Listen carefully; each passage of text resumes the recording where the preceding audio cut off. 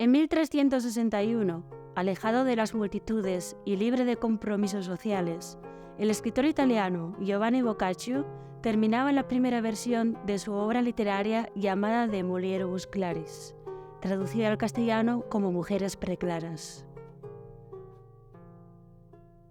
Boccaccio seguirá reescribiendo este manuscrito a lo largo de más de una década, hasta que poco antes de su muerte, en 1375, tendrá una versión definitiva de esta obra que recopila nada menos que la biografía de 106 mujeres.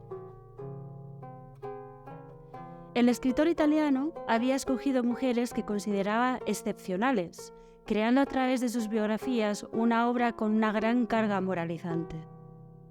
De Mulieribus Claris está estructurado por orden cronológico, comenzando con la primerísima mujer bíblica Eva.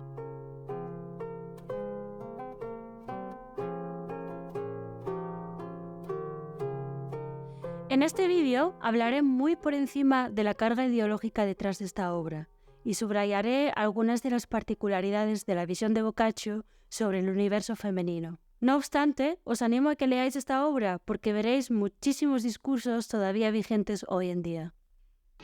Giovanni Boccaccio nació en la Toscana en 1313 y como hijo ilegítimo fue criado exclusivamente por su padre, un ambicioso hombre de negocios que intentó en vano transmitir a su hijo la pasión por los negocios. En cambio, Boccaccio no parecía tener mucho interés en el mundo del business y durante su vida de estudiante disfrutó de una vida disoluta gracias a la riqueza familiar y además se dedicó a solidificar su relación con la literatura. De vuelta a Florencia en 1341, Boccaccio se encontrará con una ciudad arrasada por el brote de la peste negra de 1340 y además con una importantísima bancarrota familiar. A partir de este momento, Boccaccio nunca gozará de una situación financiera estable y como burgués venido a menos trabajará esporádicamente en profesiones dispares, como diplomático, tesorero o embajador. Todo ello mientras cultivaba paralelamente su profesión como escritor. En 1348, el escritor toscano presenciará otro violentísimo ataque de peste negra en Florencia. Lo describirá al detalle en el inicio de su obra más conocida, el Decamerón.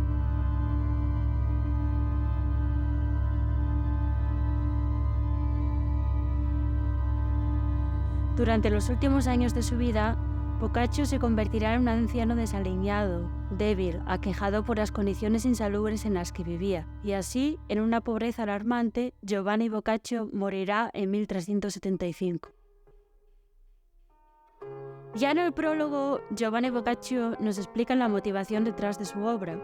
Según el autor, los antiguos habían dedicado grandes epopeyas a las hazañas memorables de los varones. Literalmente escribe: verdaderamente me asombra el poco interés que han suscitado las mujeres entre los escritores, de tal modo que no han gozado del favor de ningún recuerdo en alguna obra especial.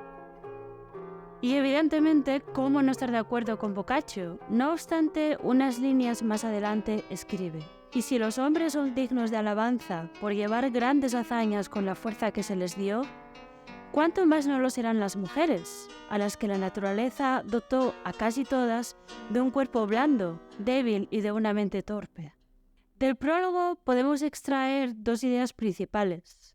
La primera es que la mujer virtuosa es un hecho tan insólito y tan fuera de lo común que precisamente ello por sí solo justifica la escritura del libro. La segunda es que a las mujeres hay que explicarles las cosas de una forma más amplia, y aquí estoy citando literalmente. Por este motivo, Boccaccio incluye en su libro antiejemplos, es decir, mujeres que destacan no por sus virtudes, sino por sus cualidades negativas. Pero curiosamente, en estos antiejemplos se encuentran precisamente los personajes más interesantes. Veamos algunas de ellas y cuáles son sus terribles vicios.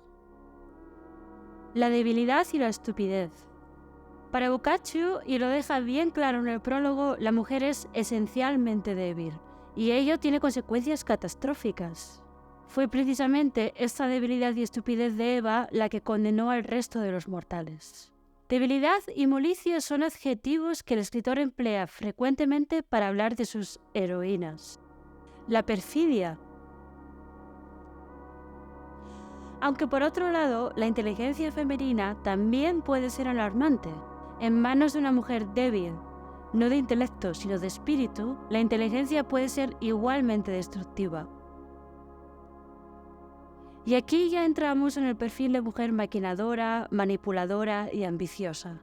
Un ejemplo es la maga Medea, de quien Boccaccio afirma ser el cruel ejemplo de la antigua perfidia, que además era hermosa y entendida en maleficios. Y es precisamente en el caso de Medea donde podemos entrever a quién está verdaderamente destinado este libro. Y lanzando una advertencia a los lectores masculinos, Giovanni Boccaccio escribe: «Necios los ojos son atraídos, atrapados, arrebatados y retenidos con anzuelos excitantes por la hermosura». Para Boccaccio, la belleza de la mujer pérfida es una amenaza contra la que protegerse. Y de hecho, el escritor insiste a menudo en lo catastrófico del binomio belleza-inteligencia. También menciona Boccaccio el caso de la princesa Iole, quien para vengarse de Hércules por haber asesinado a su padre empleó palabras lisonjeras y engañoso descaro. Además, le ordenó primero adornar los dedos con anillos, suavizar la encrespada cabeza con ungüentos de Chipre y le obligó a realizar tareas femeninas. Y así, Iole debilitaba la dignidad de un hombre tan poderoso. Estoy citando textualmente. En definitiva, para Boccaccio, y esto es muy indicativo de su perspectiva, el afeminamiento es un castigo peor que la muerte. La lujuria.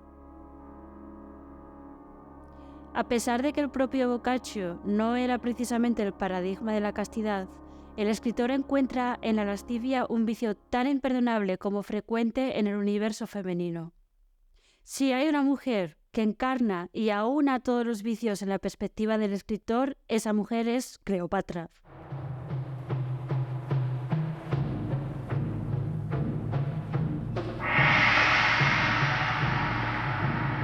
Boccaccio acusa a Cleopatra de sentarse en el trono gracias a su belleza y a su maldad. Además, sedujo tanto a Julio César como a Marco Antonio, con el arte del brillo de sus ojos y su facilidad de palabra.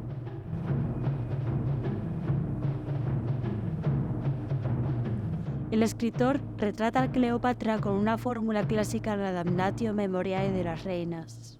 Posee una avaricia descontrolada que podría identificarse con una especie de lascivia. Es una insaciabilidad desmedida que oscila entre el apetito sexual y el material. De ella, Boccaccio escribe: «Se dedicó a sus voluptuosidades, casi convertida en una prostituta de un reino oriental. Ávida de oro y de joyas, con sus artes no solo dejó arruinados a sus amantes, también despojó y dejó arruinados los templos y los lugares sagrados». Según nos cuenta el escritor, humillada por la pérdida del peso político, se suicida junto a su amante Marco Antonio con la ayuda de 2 serpientes. Curiosamente, Boccaccio aprueba, como lo hará en otras ocasiones, el suicidio de la pérfida reina, y paso a citar textualmente sus palabras: «La desgraciada aceptó el fin de su avaricia, de su lascivia y de su vida». Pero a ver, ¿qué es lo que a Boccaccio le parece digno de elogio? En líneas generales, mujeres abnegadas, sacrificadas, mártires y por supuesto castas. Entre ellas se encuentra Dido, reina de Cartago, que al enviudar decidió morir antes que infringir la castidad, y así se suicidó con un cuchillo delante de sus súbditos. O la romana Lucrecia, que tras ser violada también decidió quitarse la vida. En varios capítulos, Boccaccio elogia a las mujeres que verdaderamente parece admirar, nada menos que las amazonas.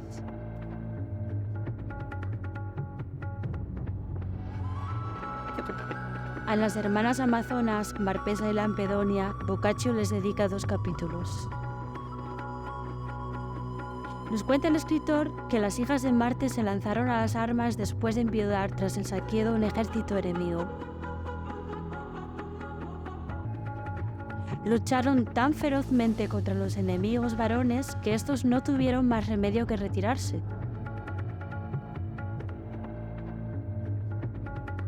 Una vez asentada su posición política, estas mujeres guerreras procreaban con los hombres de un pueblo vecino y educaban con cuidado a las mujeres para la milicia. Al crecer, no educaban a las muchachas como nosotros a las nuestras, pues rechazaban sentarse en la rueca y otros oficios femeninos. Por el contrario, en cacerías, correrías, toma de caballos, trabajo con armas, con flechas y otros ejercicios de este tipo, robustecían de continuo a las muchachas en aptitudes y fuerza viril. Unos capítulos más adelante menciona a las hijas de Marpesa, Oritía y Antíope. De ellas alaba su capacidad guerrera y estratégica, además de la expansión de su imperio. No obstante, hemos de avanzar unos capítulos más para encontrar a la sucesora de estas, Pentesileia, por la que Boccaccio muestra una gran devoción. De ella afirma que actuaba con grandeza y virilidad, y desvela el motivo de su profunda admiración. Para el autor es admirable por el grado de masculinidad que portaba. Textualmente escribe: Pentesileia y las que son como ella se convierten por el uso de las armas y son más hombres que los que la naturaleza hizo machos por el sexo, y que por la ociosidad y la molicie se convierten en mujeres o liebres con casco.